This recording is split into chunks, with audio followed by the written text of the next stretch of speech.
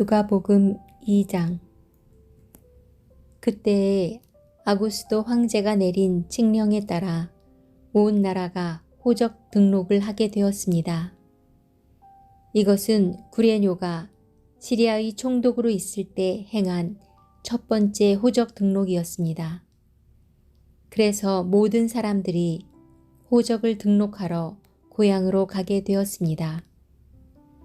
요셉도 다윗 가문의 자손이었으므로 갈릴리 나사렛을 떠나 유대 지방에 있는 다윗의 마을로 갔습니다. 이 마을은 베들레헴이라고 불렸습니다. 그는 약혼한 마리아와 함께 호적을 등록하러 갔습니다. 마리아는 그때에 임신 중이었습니다. 이들이 베들레헴에 있는 동안 아기를 낳을 때가 되었습니다. 마리아는 마국간에서 첫 아들을 낳아 포대기에 싸서 구유에 눕혀두었습니다. 그것은 여관에 이들이 들어갈 빈 방이 없었기 때문입니다. 그 근처 들판에서 목자들이 밤에 양떼를 지키고 있었습니다. 주님의 천사가 갑자기 이들 앞에 나타났습니다. 주님의 영광이 그들을 둘러 비추자 이들은 몹시 두려워하였습니다. 천사가 그들에게 말했습니다. 두려워 마라. 보아라. 모든 백성을 위한 큰 기쁨의 소식을 가지고 왔다. 오늘 다윗의 마을에 너희를 위하여 구세주께서 태어나셨다. 그는 곧 그리스도 주님이시다. 포대기에 쌓여 구유에 누워있는 아기를 볼 것인데 이것이 너희에게 주는 증거이다. 갑자기 그 천사와 함께 많은 하늘 군대가 나타나 하나님을 찬양하였습니다. 높은 곳에서는 하나님께 영광, 땅에서는 하나님께서 기뻐하시는 사람들에게 평화. 천사들이 목자들에게서 떠나 하늘로 사라지자 목자들이 서로 말했습니다. 베들레헴으로 어서 가서 주께서 우리에게 알려주신 일이 일어났는지 확인합시다. 이들은 서둘러 가서 마리아와 요셉 그리고 구유에 누인 아기를 보았습니다.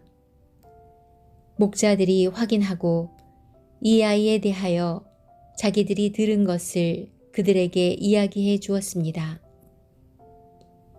목자들의 말을 듣고 사람들은 모두 놀랐습니다. 그러나 마리아는 이 모든 말을 마음속에 소중히 간직하였습니다. 목자들은 돌아가면서 천사들이 일러준 대로 자기들이 듣고 보았으므로 하나님께 영광을 돌리고 찬양을 드렸습니다. 태어난 지 8일째 되는 날에 아기는 할례를 받았고 그 이름을 예수라고 하였습니다. 이 이름은 아기가 뱃속에 있을 때에 천사가 일러준 것이었습니다. 모세의 율법에 따라 정결 예식을 치르는 때가 되었습니다. 마리아와 요셉은 예수님을 하나님께 드리려고 예루살렘으로 데리고 올라갔습니다. 이것은 주님의 율법에 다음과 같이 기록되어 있기 때문입니다. 첫 번째 태어나는 모든 남자아이는 하나님께 거룩한 자로 불릴 것이다. 또 마리아와 요셉은 비둘기 2마리나 어린 집 비둘기 2마리를 드려야 한다고 기록된 하나님의 율법에 따라 희생 제물을 바치려고 예루살렘에 올라간 것입니다. 예루살렘에 시므온이라는 한 사람이 있었습니다. 이 사람은 의롭고 경건한 사람으로서 하나님께서 이스라엘을 위로하실 때를 기다리고 있었습니다. 성령께서 이 사람과 함께 하셨습니다. 성령께서 시므온에게 주 그리스도를 보기 전에는 결코 죽지 않을 것이라는 계시를 주셨습니다. 시므온은 성령으로 충만해져서 성전으로 왔습니다. 마침 마리아와 요셉이 율법의 규정대로 행하기 위해 어린 예수님을 성전으로 데리고 왔습니다. 시므온이 아이를 팔에 안고 하나님께 찬양하였습니다. 주님, 이제 주님의 종을 주님의 말씀대로 평화롭게 떠날 수 있게 하셨습니다. 제 눈으로 주님의 구원하심을 보았습니다. 주님께서 이 구원을 모든 백성들 앞에 마련해 주셨습니다. 이는 이방 사람들에게는 계시의 빛이며 주님의 백성 이스라엘에게는 영광입니다.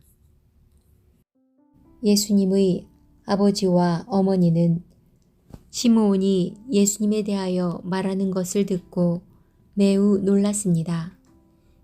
시므온은 그들을 축복하고 아이의 어머니 마리아에게 말했습니다. 이 아이는 이스라엘의 많은 사람들을 넘어지게도 하고 일어서게도 할 것입니다. 또한 사람들의 비난을 받는 표적이 될 것입니다. 이 일 때문에 많은 사람들의 마음에 있는 생각이 드러날 것입니다. 그러나 당신의 마음은 칼로 쪼개듯이 아플 것입니다. 또 여자 예언자가 있었습니다. 이 사람은 아셀 지파의 바누엘의 딸인 안나였습니다. 그녀는 나이가 많았습니다.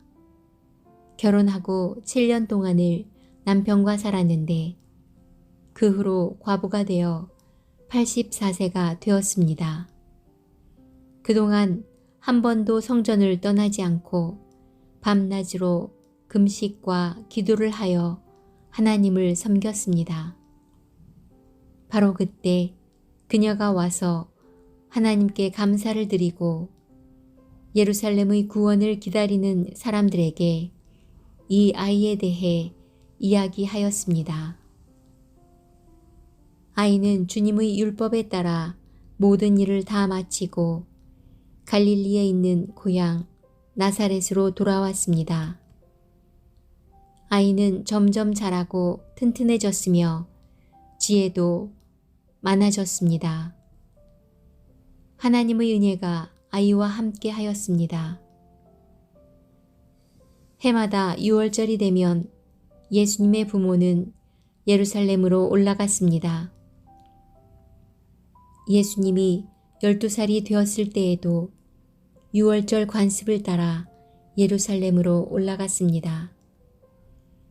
6월절이 끝나고 집으로 돌아오는데 소년 예수님은 예루살렘에 남아 있었습니다. 하지만 부모들은 이 사실을 몰랐습니다. 단지 그들은 예수님이 일행들 속에 있을 것으로만 생각하고 있었습니다.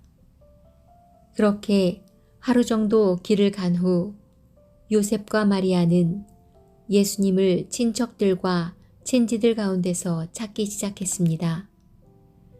그러나 예수님을 발견하지 못하자 예수님을 찾으러 다시 예루살렘으로 되돌아갔습니다. 3일 뒤에 그들은 성전에서 예수님을 발견하였습니다. 예수님은 성전에서 율법 학자들 사이에 앉아서 듣기도 하고 묻기도 하면서 계셨습니다. 그의 이야기를 듣는 모든 사람들이 예수님의 슬기와 대답에 놀라워했습니다. 예수님의 부모도 그를 보고는 매우 놀랐습니다. 어머니가 말했습니다. 아들아, 왜 이렇게 하였느냐? 내 아버지와 내가 걱정하며 너를 찾아다녔다. 그때 예수님께서 대답했습니다. 왜 저를 찾으셨습니까?